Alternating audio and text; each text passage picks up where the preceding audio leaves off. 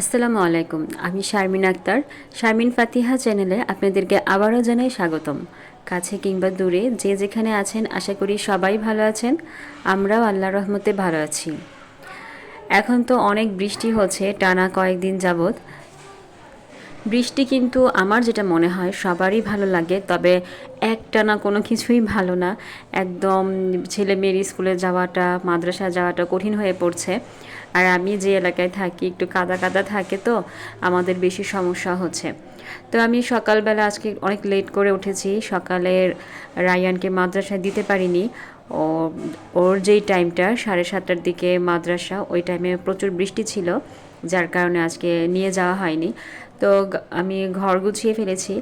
আর এই যে আমার যে গাছগুলো, তো এই গাছটার অবস্থা খুবই খারাপ, মাত্র একটি পাতা আছে। তো দেখা যাক কি করি।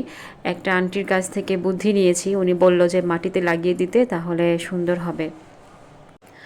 আর রায়ান সকালবেলা উঠেই বলছে যে রুটি খাবে না, ওকে আলু দিয়ে আলু পরোটা বানিয়ে দিতে। তো এতটাই আলসামি লাগতেছিল আমার, তারপরেও কোনো রকম আলুর ভর্তা করে আলুর পরোটা বানিয়ে দিয়েছি। জানি না কীরকম হয়েছে, ও তো খেয়ে বললো যে অনেক মজা হয়েছে। আমি সবসময়ই ভোরবেলা ওঠার চেষ্টা করি, কিন্তু দেখা গেল যে মাঝে মাঝে অনেক আলসেমি লাগে।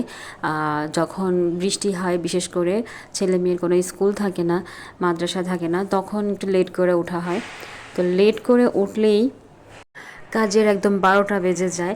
দেখা গেল যে সকালের খাবার খেতে খেতেই আজকে আমাদের 12টা, 12:30 মানে বেজে গিয়েছিল। তো দুপুরেরটা আবার তাড়াতাড়ি রান্না করে ফেলেছি। আপনারা যারা এই পর্যন্ত আমার ভিডিও দেখছেন, ভিডিওর কোনো অংশ যদি আপনাদের ভালো লেগে যায় তাহলে প্লিজ একটি লাইক দিয়ে দিবেন এবং চ্যানেলটি সাবস্ক্রাইব করে পাশে থাকবেন। আর অলরেডি যারা করে দিয়েছেন তাদেরকে অসংখ্য ধন্যবাদ। আসলে বাচ্চারা যেটা আবদার করে ওইটা তৈরি করে দিতে পারলে আমারও ভালো লাগে, কিন্তু মাঝে মাঝে খুবই কষ্ট হয়ে যায়। দেখা গেল যে ওর জন্য আমি আলু পরোটা বানিয়েছি, কিন্তু ওর বাবা আবার এটা খাবে না, ওর বাবা রুটি খাবে। তো ওর বাবার জন্য আলাদাভাবে আবার রুটি তৈরি করা হয়েছে। আর দুপুরের রান্নাও আমার শেষ। তো দুপুরের রান্নার মধ্যে আমি আজকে রুই মাছ দিয়ে পটল রান্না করেছিলাম। পটল তরকারিটা নতুন নতুন উঠেছে, তো সবজিটা খুব ভালো মানে লেগেছিল।